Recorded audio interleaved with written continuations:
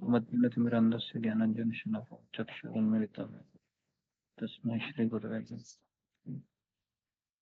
श्री कृष्ण चैतन्य प्रभु नित्यानंद श्री अद्वैत गदाधर श्रीवासादि गौर।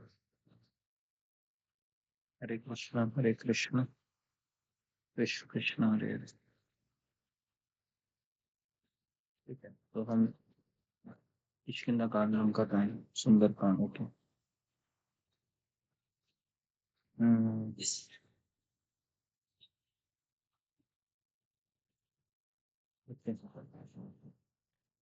सुंदर कांड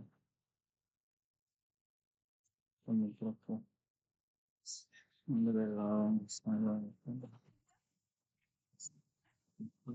माइक पर राजेश माइक को बंद Please.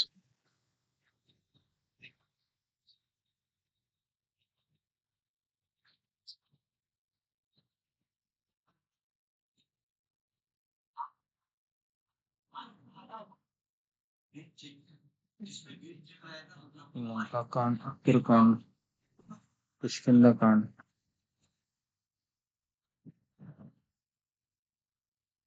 Okay.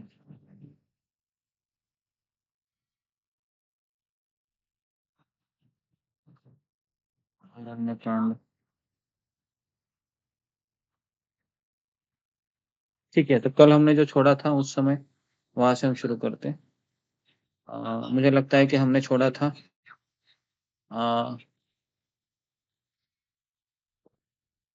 विश्वामित्र मांग के लेते राम और लक्ष्मण को। नहीं, विश्वामित्र की बात नहीं कर रहा हूँ, हम उसकी बात कर रहे थे ना। ठीक है, वहां से शुरू करेंगे तो ठीक है, बालकांड से शुरू करेंगे। आपके अकाउंट से करो, किसके अकाउंट से बोलो? आपके से ठीक है, चल रहा है।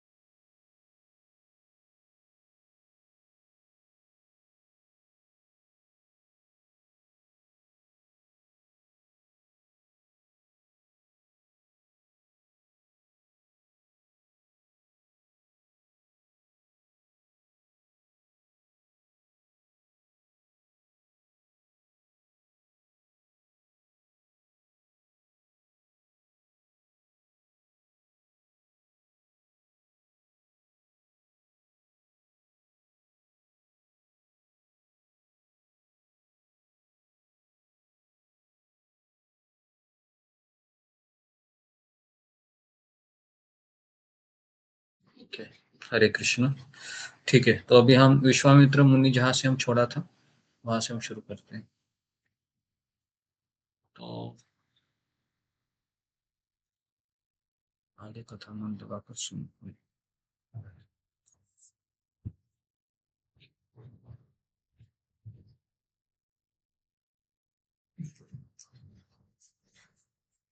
जी, तो इस तरीके से विश्वामित्र मुनि ने फिर कहा कि मुझे आपके दोनों पुत्र चाहिए। तो राजा ने बड़े ही आदर से दोनों पुत्रों को बुलाया और हृदय से लगाकर कहा कि हे नाथ, हे मुनि, ये दोनों पुत्र मेरे प्राण है। हे मुनि, अभी आप ही इनके पिता है, दूसरा कोई नहीं इनका पिता है। तो देखिए, यहाँ पर एक पिता का स्नेह भी व्यक्त होता है और दूसरा है कि वो मुनि को भी बता रहे हैं कि ये दोनों पुत्र मेरे प्राण है ना। तो राजा ने बहुत प्रकार से आशीर्वाद देकर पुत्रों को ऋषि के हवाले कर दिया। तो हमें ये समझ में आता है कि जब हमारा पुत्र कभी हमारा नहीं होता है, हमारे पुत्र का एक प्रकृति की देन होती है और उसके कर्म के अनुसार वह अलग अलग रास्ते पर चलता रहता है। लेकिन कई बार माता पिता इस सत्य से अवगत इसलिए नहीं हो पाते हैं क्योंकि वह आसक्त हो जाते हैं अपने पुत्र से। तो देखिए, जब जब हमें पुत्र होगा, पुत्री होगी, तो हमें पता होना चाहिए कि ये विधाता की देन है, ये समय के प्रभाव से चला जाने वाला है मेरे साथ। पहले से मन बना के रखेंगे तो कोई पीड़ा नहीं होगी, और अगर मन नहीं बनाएंगे तो समय हमें पीड़ा देगा, और जब समय पीड़ा देता है बहुत भयंकर होता है। बराबर है। बहुत लोगों ने इसका अनुभव भी किया होगा। जब समय हमें पीड़ा देता है तो बहुत चुभता है, और जब हम अपना ही मन बना देते हैं कि मेरा पुत्र है, मेरी पुत्री है, ये तो चले जाएंगे एक दिन मुझे छोड़ के, ठीक है, तो इस तरीके से पुत्रों को ऋषि के हवाले कर दिया, और फिर प्रभु माता के महल में गए, माता कौशल्या के, और उनके चरणों में सिर नवाकर चले। तो पुरुषों में सिंह रूप दोनों भाई राम लक्ष्मण मुनि का भय हरने के लिए प्रसन्न होकर चले, है ना।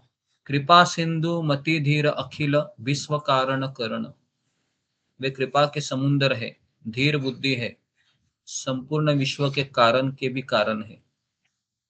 तो इस तरीके से भगवान के लाल नेत्र है, अरुणा नयन उर बाहु विशाला, नील जलज तनु श्याम तमाला, चौड़ी छाती है ना, विशाल भुजाएं है उनकी, नील कमल और तमाल के वृक्ष की तरह श्याम शरीर है, कमरे में पीताम्बर पहना है, और सुंदर तरकस कसे हुए है, और दोनों हाथों में क्या है, धनुष बाण है ना। ओके, श्याम गौर सुंदर दो भाई, विश्वामित्र महानिधि पाई। तो एक का श्याम वर्ण है, दूसरे का गौर वर्ण है। किसका है गौर वर्ण, कौन बताएगा। गौर वर्ण है नक्षत्र लक्ष्मी का, है ना। तो आप अभी इमेजिन कीजिए, आपके सामने वो दृश्य लाइए, आपको राजा दशरथ भी दिखाई दे रहे हैं, विश्वामित्र मुनि भी दिखाई दे रहे हैं, बगल में राम और लक्ष्मण भी होंगे, विदाई का समय आया है। राजा दशरथ को याद कीजिए, बहुत पीड़ा हो रही हृदय में, है ना, और मुनि है वह आगे है, राम और लक्ष्मण पीछे है, दोनों के हाथ में धनुष्य है, और अभी वो निकल रहे हैं। ये सामने दिखना चाहिए हमें, जब हम कथा पढ़ते हैं तो उस कथा के भीतर वो दिखने चाहिए, तब जाके हम, है ना, उसको हम क्या बोल सकते हैं, उसका आस्वादन कर सकते हैं। चले जात मुनि दिनी देखाई, सुनी ताड़का क्रोध करी धाई, है ना। तो मार्ग में चले जाते हुए मुनि ने ताड़का को देखा, है ना, और ताड़का वह शब्द सुनते ही क्रोध करके दौड़ी, और फिर एक ही बाण प्राण हरि लीना, एक बाण से ही उसके प्राण हर लिए। दीन जानी ते ही नीच पद दीना, और दीन जानकर उसको निज पद दिया, मतलब कौन सी मुक्ति दी, अपना दिव्य स्वरूप, मतलब सारूप्य। लिखिए, ताड़का को कौन सी मुक्ति मिली, ताड़का को सारूप्य, सारूप्य मुक्ति, बराबर है। जब ताड़का भी आईने में देखेगी तो ताड़का को कैसे दिखेगा कैसे दिखेगी ताड़का आईने में देखने के बाद, ताड़का को भगवान के जैसा, है ना, सुंदर रूप दिखाई देगा।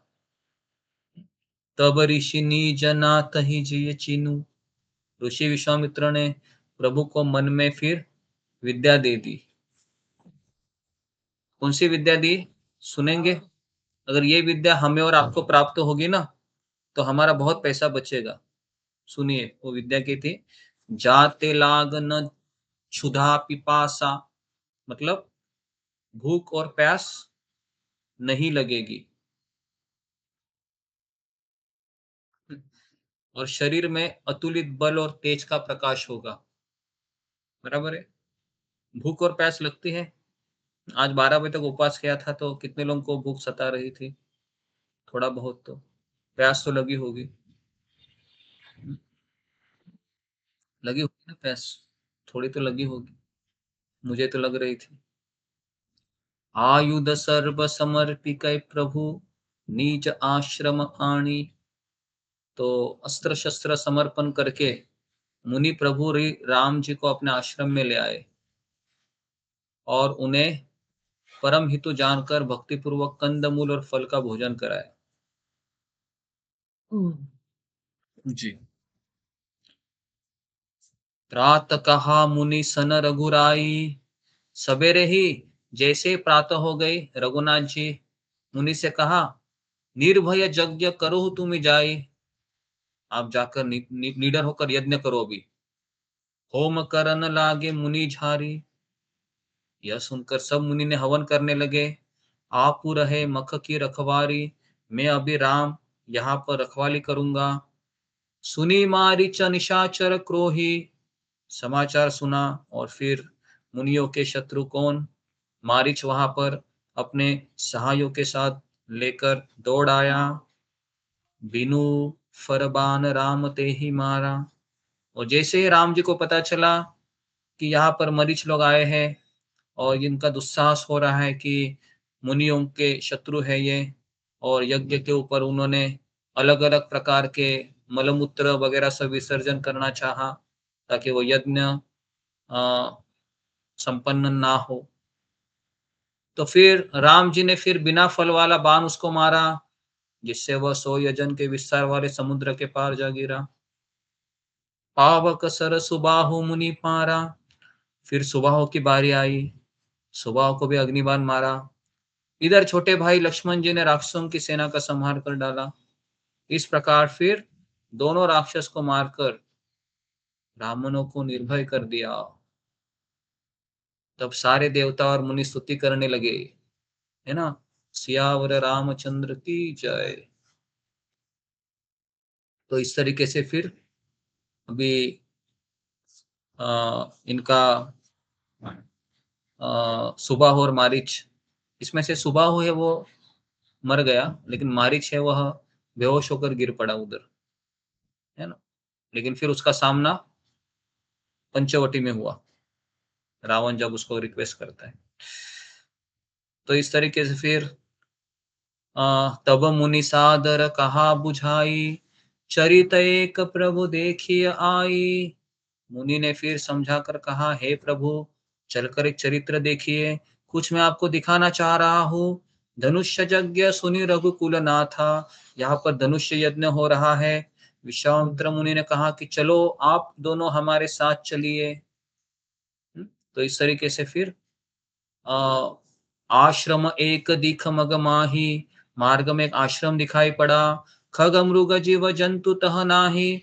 वहां पर पशु पक्षी भी नहीं थे, जीव जंतु भी नहीं थे, लेकिन वहां पर उनको एक चीज दिखाई दी। वो क्या थी? वो थी पत्थर की शिला। पत्थर की शिला को जैसे ही देखा, प्रभु ने पूछा कि ये क्या है, कौन है ये? प्रभु को तो सब पता था, लेकिन फिर भी विश्वामित्र मुनि ने विस्तार पूर्वक कथा सुनाई। गौतम नारी शाप बस उपल देह धरी धीर। गौतम की नारी थी, स्त्री, उसका नाम था अहिल्या। शापवश पत्थर की देह धारण की थी। चरण कमल रज चाहती कृपा करहु रघुबीर। हे रघुबीर, तुम कृपा करो, अपनी चरण कमल रज इस पत्थर पे रख दो। तो इस तरीके से विश्वामित्र मुनि ने कहा, और राम जी के पवित्र और शोक को नाश करने वाले चरणों का स्पर्श पाते ही तपोमूर्ति अहिल्या प्रकट हो गई। आप सबको पता है अहिल्या की कथा, कि एक बार गौतम मुनि आश्रम के बाहर चले जाते हैं, तो जी, तो अहिल्या अकेली रहती है, और अहिल्या इतनी सुंदर होती है कि स्वर्ग से जब इंद्र उसको देखता है तो उसके सौंदर्य पर मोहित हो जाता है।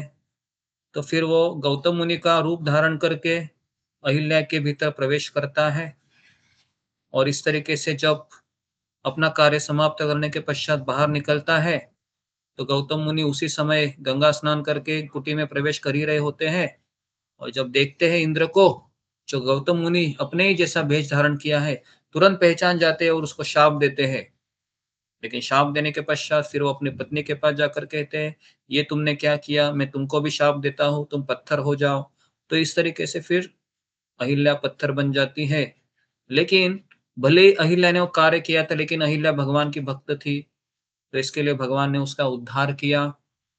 तो इस तरीके से जैसे कथा सुनी विश्वामित्र मुनि से, प्रभु का शरीर पुलकित हो गया, मुख से वचन कहने भी नहीं आते थे। अत्यंत बड़भागिनी अहिल्या प्रभु के चरणों से लिपट गई, उसके दोनों नेत्रों से जल की धारा बहने लगी। धीरज मनु कीना प्रभु कहु चिंता, रघुपति कृपा भगति पाई। फिर उसने मन में धीरज धरकर प्रभु को पहचाना कि आप ही वो प्रभु है मेरे, जिसकी मैं हमेशा राह देख रही थी। रघुनाथ जी की कृपा से भक्ति प्राप्त की। तब अत्यंत निर्मल वाणी से उसने स्तुति प्रारंभ की। रघुनाथ जी आपकी जय हो, आपकी जय हो, मैं अपवित्र स्त्री हूं, लेकिन आपके चरण स्पर्श से मैं पवित्र हो गई। हे भक्तों को सुख देने वाले कमल नयन, हे संसार के भय से छुड़ाने वाले, मैं आपकी शरण आई हूं, मेरी रक्षा कीजिए, मेरी रक्षा कीजिए हे रघुवीर, मेरी रक्षा कीजिए। मुनि शाप जो दीना अति भल कीना, परम अनुग्रह में माना। मुनि ने जो मुझे शाप दिया था, मेरे पति ने जो मुझे शाप दिया था, मेरे लिए कितना अच्छा था, इतना अच्छा था कि आज मैंने आपके चरणों को स्पर्श किया, मेरी आंखों से मैंने आपको देखा है, तो इससे अच्छा मेरे लिए वो शाप कितना अच्छा है। तो ये बहुत बड़ी शिक्षा है। जब किसी भक्त को शाप मिलता है, तो शाप उसके लिए वरदान होता है। ऐसा कौन सा उदाहरण आपको याद आ रहा है? बताइए, बताइए। किसी को शाप दे दिया और वह उसके लिए वरदान हो गया। इतिहास में ऐसे कई शाप दिए गए हैं। साक्षात भगवान ने शाप दिया था, लेकिन वो भी वरदान हुआ। और एक शाप दिया था, और एक शाप दिया था। जी बोलो रूबी कुमारी, याद हरे आ रहा है? कृष्ण गुरु जी, धन्यवाद जी। अर्जुन को मिला था वनवास के टाइम 1 साल का, तो वह वरदान के रूप में ये हो गया। ओके। तो वहां पे जी अर्जुन को शाप मिला था, नारद मुनि को मिला था। तो हमें शाप मिलेगा तो हम सोचोगे कि क्या हो रहा है मेरे साथ। शाप भी वरदान हो गया। उसके बाद फिर ही पद सूर सरिता, परम पुनीता प्रगट भई शिव शीस धरी। जिन चरणों से परम पवित्र देव नदी गंगा जी प्रकट हुई, जिन्हें शिव जी ने सिर पर धारण किया, और जिन चरण कमलों को ब्रह्मा जी पूछते हैं, कृपालु हरि आपने उन्हीं को मेरे सिर पर रखा। इस प्रकार बार बार भगवान के चरणों में गिरकर अहिल्या कहती है कि मुझे वो शाप मेरे लिए बहुत बड़ा वरदान था। उस वर को पाकर गौतम की श्री अहिल्या आनंद में भरी हुई पतिलोक को चली गई। और इस तरीके से अस प्रभु दीन बंधु, हरि कारण रहित दयाल। तुलसीदास सटते ही भजो छाड़ी कपट जंजाल। रामचंद्र जी ऐसे दीन बंधु है, ऐसे दीन बंधु है कि बिना ही कारण दया करने वाले हैं। तुलसीदास जी कहते हैं, हे मन एक चीज तुम केवल छोड़ दो। क्या कह रहे छोड़ने को? कपट जंजाल, छाड़ी कपट जंजाल, ये छोड़ने के लिए कह रहे हैं बस। और ये हमारे हाथ में है, हमारे हाथ में, लेकिन मन मानता नहीं है। मन कहता है कोई बात नहीं, थोड़ा कपट भी करो, थोड़ी भक्ति भी करो, भक्ति माइनस कपट, कुछ तो होगा, कुछ तो मिलेगा। तो इस तरीके से अभी हम जाएंगे जनकपुर में। राम लक्ष्मण भी साथ में है, विश्वामित्र मुनि भी है। अभी हम जनकपुर में प्रवेश करेंगे। चले राम लक्ष्मण मुनि गंगा, गए जहां जग पावनी गंगा। राम जी लक्ष्मण जी मुनि के साथ चले, जहां जगत को पवित्र करने वाली गंगा जी थी। और विश्वामित्र मुनि ने देव नदी गंगा जी पृथ्वी पर आई कैसे, पूरी कथा सुनाई। पूरी कथा। देखिए विश्वामित्र मुनि और प्रभु राम लक्ष्मण अभी रास्ते पर जा रहे हैं, क्या बातें करें, क्या बातें तो होनी चाहिए ना। तीनों जा रहे थे, तो फिर भगवान ने सोचा कुछ बात करनी चाहिए। भगवान ने कहा ये क्या है, देव नदी है इसकी कथा बताओ, ये क्या है, अहिल्या है इसकी कथा बताओ, ये क्या है, प्रयाग है इसकी कथा बताओ, ये क्या है। तो कथाओं में कथा, कथाओं में कथा। विश्वामित्र मुनि कह रहे थे, प्रभु रामचंद्र सुन रहे थे, लक्ष्मण जी सुन रहे थे। तो इसलिए अगर टाइम पास नहीं हो रहा हो, मन नहीं लग रहा है, दो चार भक्त साथ में है, क्या करना चाहिए हमें? हमें कथा करनी चाहिए फिर, है ना। कथा करिए, हाँ, आप सुनाइए, कोई भी कथा लीजिए, माखन चोर की कथा आप बोलिए, उसको जो पता होगा वो बताएगा। तो इस तरीके से शीघ्र ही जनकपुर के निकट पहुंच गए, है ना। जनकपुर में कौन मिले थे परम पूज्य राधानाथ महाराज को?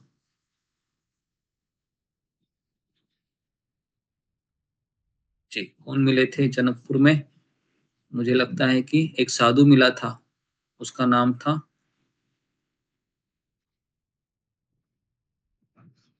जो तांत्रिक से वशीभूत हुआ था, उसका नाम था वासुदेव। याद आया? वो जनकपुर में ही मिला था। शीघ्र ही जनकपुर पहुंचे। पहुंचने के बाद क्या हुआ?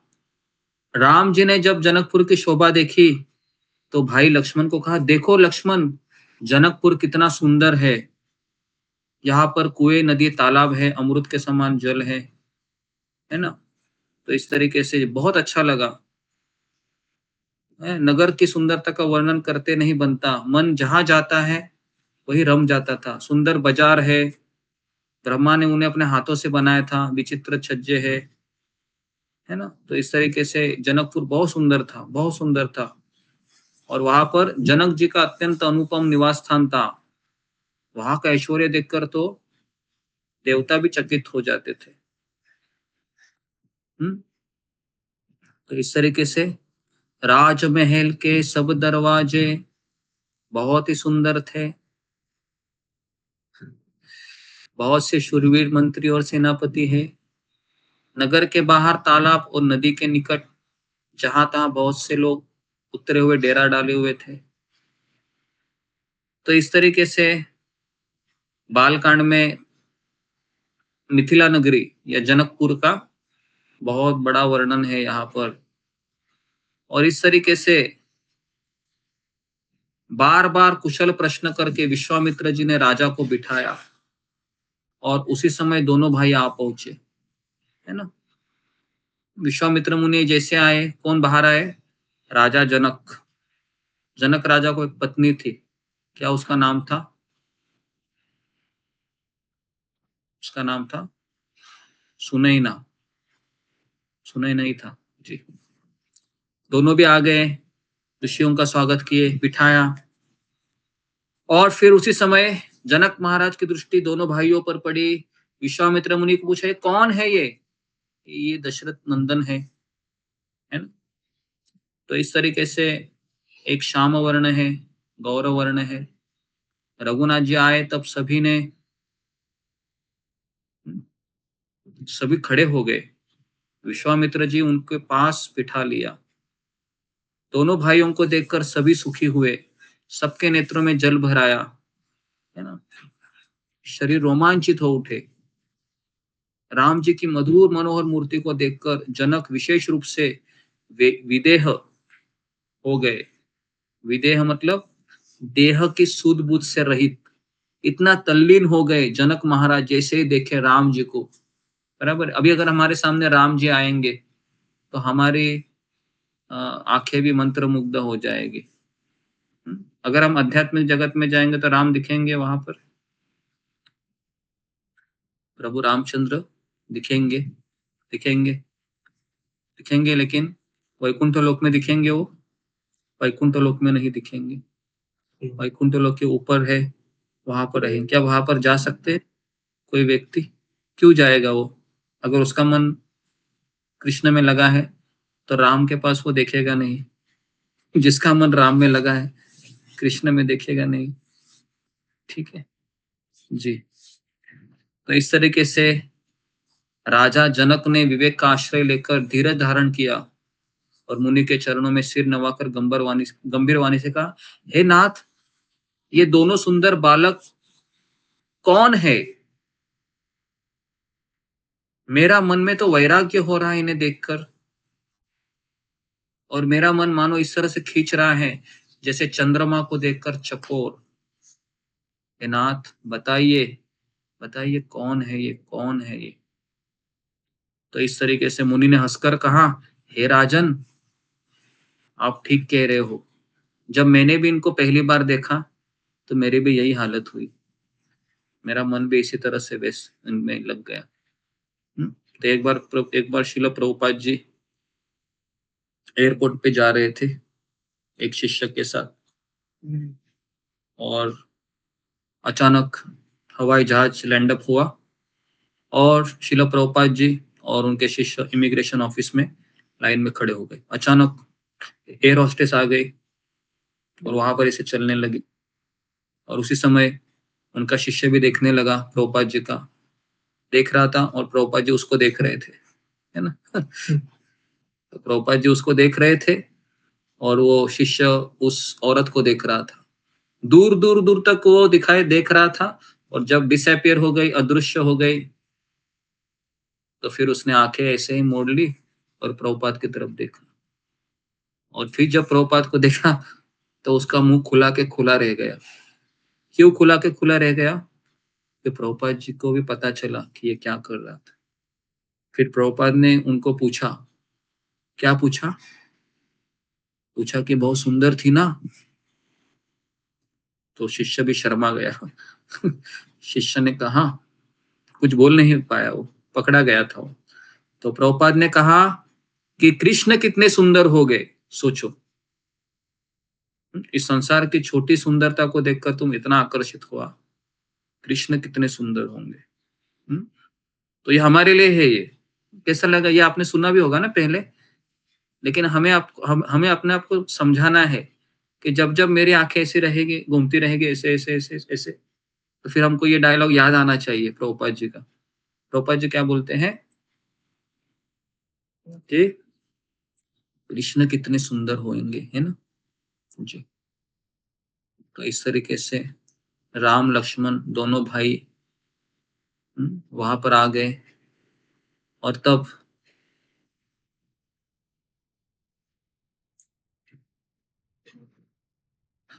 रघुकुल शिरोमणि प्रभु रामचंद्र जी ऋषियों के साथ भोजन और विश्राम करके भाई लक्ष्मण के समीप बैठे।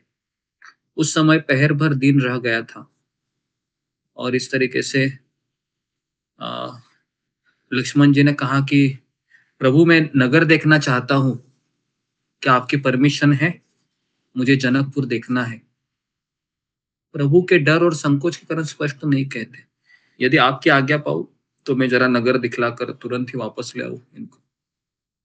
तो इस तरीके से मुनीश्वर विश्वामित्र जी ने प्रेम सहित वचन कहे, हे राम, तुम नीति की रक्षा कैसे न करोगे? तुम मर्यादा का पालन करने वाले हो, है ना। तो इस तरीके से तुम दोनों ही नगर देखने के लिए चले जाओ। तो इस तरीके से जब दोनों भाई जनकपुर के रास्ते पर घूमने लगे, हे लोगों के झुंड देखने के लिए रास्ते पर आ गई। अत्यंत शोभा देखकर सब लोगों का मन आकर्षित हुआ। दोनों भाइयों के पीले रंग के वस्त्र थे, कमर के पीले दुपट्टों में तरकस बंधे थे। तो इस तरीके से सिंह के समान गर्दन थी, विशाल भुजाएं थी, छाती पर अत्यंत सुंदर गजमुक्ता की माला थी। जी। तो आपने जितना रामानंद सागर के सीरियल में वो अरुण गोविल को देखा होगा, कैसा हंसता है वो, देखा है ना, ऐसे हंसता है। बराबर है। वो देखने पर कैसा लगता है कि राम भी ऐसे ही हंसते होंगे, लेकिन नहीं, साक्षात राम कैसे हंसते होंगे इसकी कोई गिनती ही नहीं है। वो तो एक एक्टर है ना, अरुण गोविल, लेकिन साक्षात भगवान राम किस तरह से लीला कर रहे होंगे। तो इस तरीके से फिर वो प्रसंग आता है जब जनक महाराज पहली बार सीता को देखते हैं, सॉरी प्रभु रामचंद्र पहली बार सीता को देखते हैं, है ना। तो रात बीत गई, मुर्गे का शब्द कानों पे सुनकर लक्ष्मण जी उठे। जगत के स्वामी रामचंद्र जी भी गुरु से पहले ही जग गए और सब शौच क्रिया करके वे जाकर नहाए और फिर गुरु की आज्ञा पाकर दोनों भाई फूल लेने चले गए। कहां पर? पुष्प वाटिका में। और जैसे ही चले गए उस समय उन्होंने पपीहे, कोयल, तोते, चकोर आदि पक्षी मीठी बोली बोल रहे थे, मोर नृत्य कर रहा था। उसी समय बाग और सरोवर को देखकर रामचंद्र की भाई लक्ष्मण सहित हर्षित हो गए और उसी समय सीता जी वहां पर आई। माता जी ने कहा था पार्वती की पूजा करने के लिए जरा फूल चाहिए, तो पहली बार प्रभु राम की दृष्टि जनक नंदिनी सीता पर पड़ी।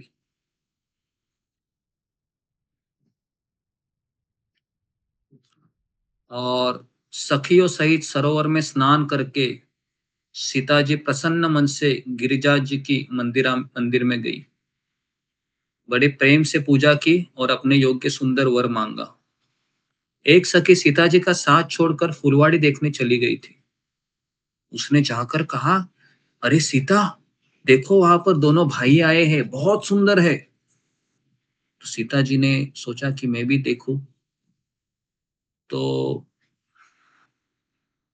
उसने कहा कि दो राजकुमार बाग देखने आए हैं, एक सांवला है, दूसरा गोरा है। उनके सौंदर्य को मैं कैसे बखान कर कहूं सीते, वाणी बिना नेत्र की है और नेत्रों की वाणी नहीं है। अगर तुम उसके नेत्र देखोगी तो तुम्हें बहुत कुछ पता चलेगा। तो इस तरीके से सीता जी का हृदय में बड़ी उत्कंठा जग गई। तब एक सखी ने कहा, हे सखी, बताए वो कौन है? वही राजकुमार है जो सुना है कि कल विश्वामित्र मुनि के साथ आए थे और जिन्होंने अपने रूप की मोहिनी डालकर नगर के स्त्री पुरुषों को अपने वश में कर लिया है एक ही रात में। अवश्य उन्हें देखना ही चाहिए। क्या लगता है सीता? सीता बोलते, हाँ, क्यों नहीं। उसके वचन सीता जी को अत्यंत प्रिय लगे और दर्शन के लिए उनके नेत्र व्याकुल हो उठे। उसी प्यारी सखी को आगे करके सीता जी चल पड़ी अपने प्रभु राम को देखने। तो नारद जी के वचनों का स्मरण करके सीता जी के मन में एक पवित्र लगाव उत्पन्न हुआ और वो चकित होकर इस तरह देख रही थी मानो डरी हुई हिरनी इधर उधर देख रही हो। तो इस तरीके से रामचंद्र जी ने विचार करके लक्ष्मण से कहा कि मेरे मन में ऐसा क्यों हो रहा है जैसे मानो कामदेव ने विश्व को जीतने का संकल्प करके डंके पर चोट मारी है। तो कुछ कुछ राम जी के भी हृदय में होने लगा था, है ना।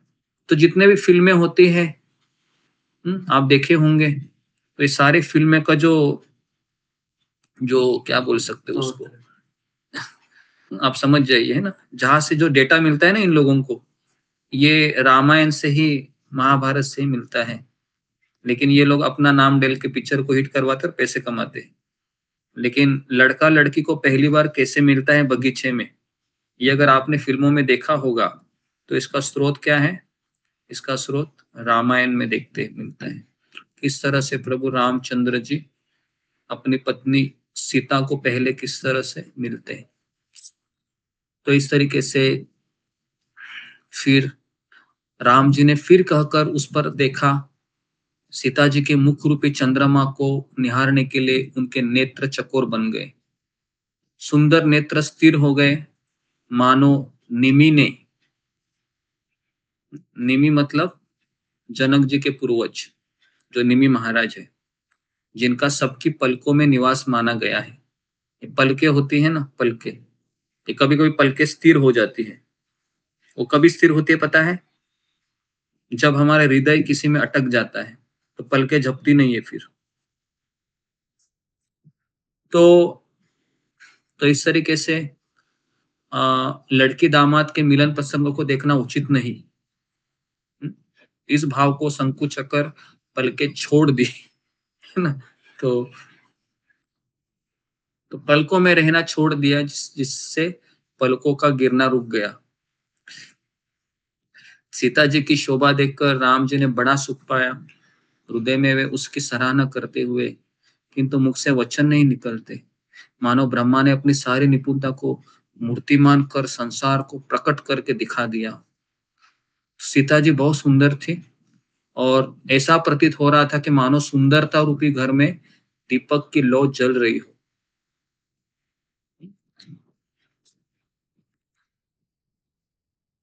तो इस प्रकार सीता जी की शोभा का वर्णन करके, अपनी दशा को विचार करके रामचंद्र जी पवित्र मन से अपने छोटे भाई लक्ष्मण से बोले, हे तात, यह वह जनक जी की कन्या है जिसके लिए धनुष यज्ञ हो रहा है, और ये सब गौरी पूजन करने के लिए यहाँ आई है।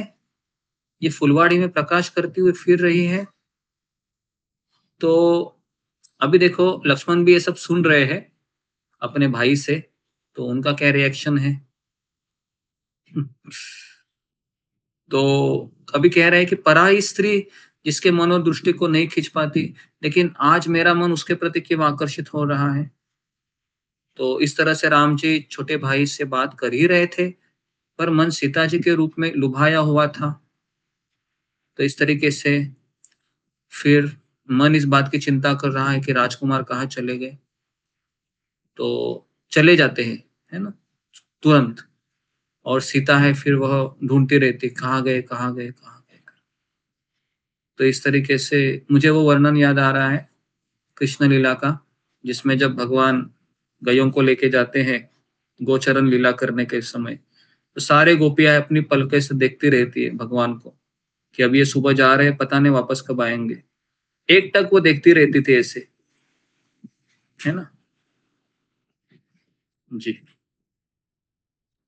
तो जितना लगाव हमें इस संसार में है, उतनी कई मात्रा में लगाव अगर हमारा मन भगवान में आ गया तो फिर हमारा जीवन उद्धार हो जाएगा। लेकिन समस्या ये है कि मेरा मन इस संसार में लगा हुआ रहता है। ऐसा लगता है कि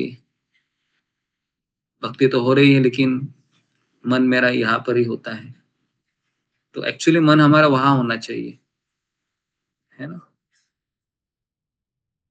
तो इस तरीके से सीता जी ने सुकुचाकर नेत्र खोले और रघुकुल के दोनों सिंहों को अपने सामने देखा।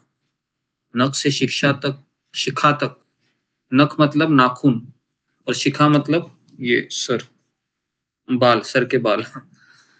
तो राम जी की शोभा को देखकर फिर पिता का प्रण याद करके उनका मन बहुत क्षुब्ध हो गया, क्योंकि अभी उनका भी मन राम जी में आया था, लेकिन सोच रहे थे कि ये धनुष्य यज्ञ होने वाला है और अभी धनुष्य यज्ञ कौन करेगा पता नहीं। तो सोचकर सीता का मन बहुत दुखी हो रहा था।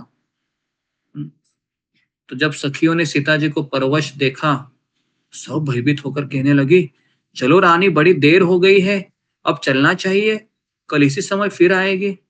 ऐसा कहकर एक सखी मन में हंसी।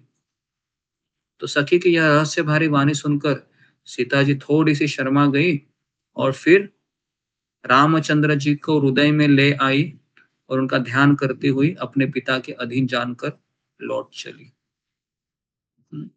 तो इस तरीके से ये बहुत सुंदर प्रसंग है ये रामायण का। रामायण महाभारत में, है ना, जो चीजें हम फिल्मों में देखते हैं, संतुष्टि मिलती है 3 घंटा, पैसा भी बर्बाद होता है, मन भी खराब होता है, लेकिन हम जब रामायण पढ़ते हैं ऐसे प्रसंग, तो हमें पता चलता है कि वास्तविक प्रेम है ये भगवान का अपने भक्त से होता है।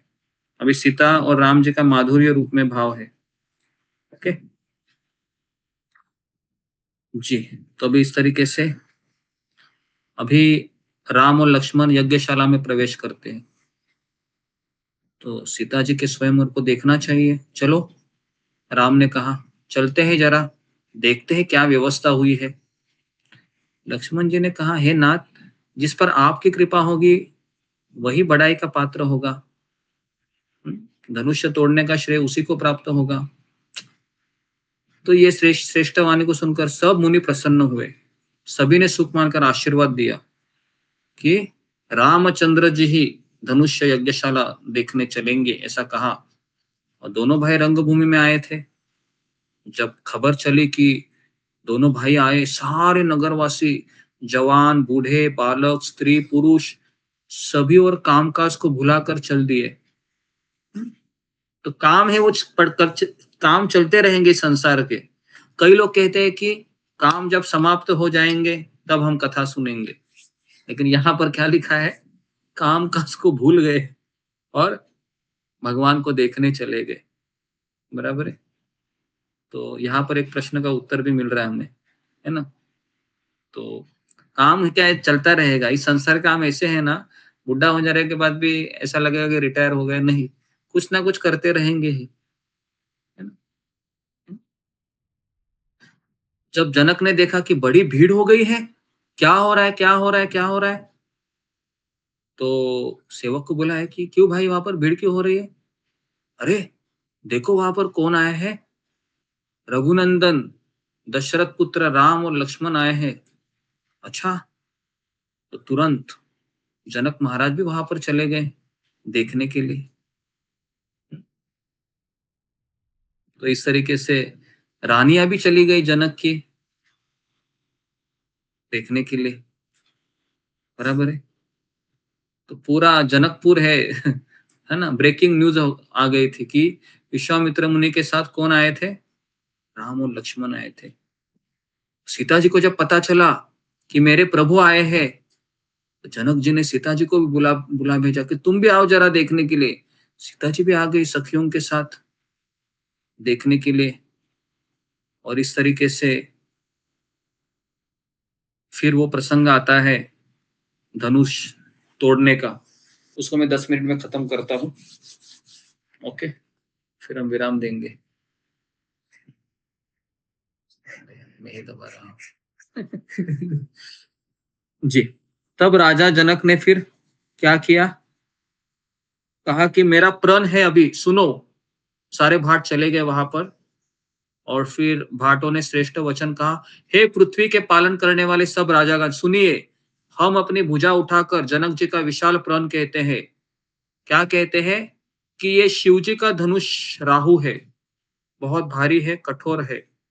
बड़े भारी योद्धा रावण और बानासुर भी धनुष को देखकर चुपके से चलते बने। इनको उठाना तो दूर, छूने तक की हिम्मत न हुई। जरा बड़ा। तो उसी शिव जी के कठोर धनुष्य को आज इस राज समाज में जो भी तोड़ेगा, तीनों लोकों की विजय के साथ ही उसको जानकी जी बिना किसी विचार करके हठपूर्वक चरण चरण चयन करेगी या वरण करेगी या वरमाला पहनाएगी। सीता जी बहुत सुंदर थी। प्रण सुनकर सब राजा ललचा उठे, जो वीरता के अभिमानी थे। मन में बहुत ही तमन्नाएं लिए वहां पर आए थे। कमर कसकर अकुलाकर उठे, अपने इष्ट देवों को सिर नवाकर चले। बड़े ताव से शिव जी के धनुष की ओर देखते, फिर निगाह जमा कर उसे पकड़ते थे। करोड़ों भांति से जोर लगाते थे, पर वो उठता ही नहीं था। क्यों नहीं उठता था वो? क्यों नहीं उठता था? और आपको पता होगा कि सीता माता का वो वही क्यों रखा था, प्रण वही क्यों रखा था, धनुष्य का ही? क्या इसके पीछे कारण है, बताइए। कोई मुझे बताएगा कि क्यों रखा था ऐसे? जी जी जी। इसका उत्तर ये है कि एक बार खेल खेल में सीता माता ने उस धनुष्य को उठा लिया था, है ना। ऐसे उठा लिया था, एक कुछ तो तोड़ने के लिए। जैसे हम एक कोई काठी लेते हैं ना ऐसे तोड़ने के लिए। तो जनक महाराज ने देख लिया, अरे मेरी बेटी में तो इतना जोर है, तो इसका जो पति होगा वो उसका मिनिमम क्वालिफिकेशन तो ये होना चाहिए, वो भी धनुष उठाकर दिखाए। इसलिए वो राजा ने उसको रखा। कोई नहीं उठा। मूर्ख राजा तम तमाकर धनुष को पकड़ते थे, परंतु जब नहीं उठा था तो लज्जा कर चले जाते थे। और तब 10,000 राजा एक ही बार धनुष को उठाने लगे। ऐसे 10,000 राजा आए। तो अभी क्या होगा उठाने के बाद? इन 10,000 के साथ फिर शादी करनी पड़ेगी। बराबर है। अगर 10,000 उठाते थे तो फिर तो कहा कि शिवजी का वह धनुष्य कैसे नहीं दिखता था, जैसे कामी पुरुष के वचनों के सती का मन चलायमान नहीं होता। सब राजा उपास के योग्य हो गए और राजा लोग हृदय से हार कर श्रीहीन हो गए, अपने अपने समाज में जा बैठे। मैंने जो प्रण ठाना था उसे सुनकर दीप दीप के अनेक राजा आए थे। देवता और दैत्य भी मनुष्य का शरीर धारण करके वहां आए थे, है ना, देवी देवता भी आए थे मतलब। परंतु धनुष्य को तोड़कर मनोहर कन्या, बड़ी विजय और अत्यंत सुंदर कीर्ति को पाने वाला मानो ब्रह्मा ने किसी को रचा ही नहीं। डाउट आ गया, कहिए क्या किसी में भी हिम्मत नहीं है जो शंकर जी का धनुष्य चढ़ाए? अरे भाई, चढ़ाना और तोड़ना तो दूर रहा, कोई तिल भर भूमि भी छुड़ा न सका। इस तरीके से फिर यदि प्रण छोड़ता हूं तो पुण्य जाता है, इसलिए क्या करूं? क्या मेरी कन्या कुंवारी ही रहेगी? यदि मैं जानता कि पृथ्वी वीरों से शून्य है तो प्रण करके उपहास का पात्र न बनता। तो जनक महाराज निराश हो गए, इतने निराश हो गए, इतने निराश हो गए कि सोच रहे थे अब मैं क्या करूं। तो कल हम देखेंगे किस तरह से सीता का स्वयंवर होता है ना। तो यहाँ पर मैं रुकता हूँ। आप सबका बहुत बहुत धन्यवाद। श्रील प्रभुपाद की जय, गुरुदेव की जय। हरे कृष्ण। धन्यवाद गुरुजी, धन्यवाद। तो दोनों प्रणाम, गुरु चरणों में दोनों प्रणाम। हरे कृष्ण। गुरु जी धन्यवाद प्रणाम। हरे कृष्ण। हरे गुरु जी धन्यवाद। सब प्रभु जी का धन्यवाद गुरु जी को धन्यवाद। हरे कृष्णा विद्यालय प्रणाम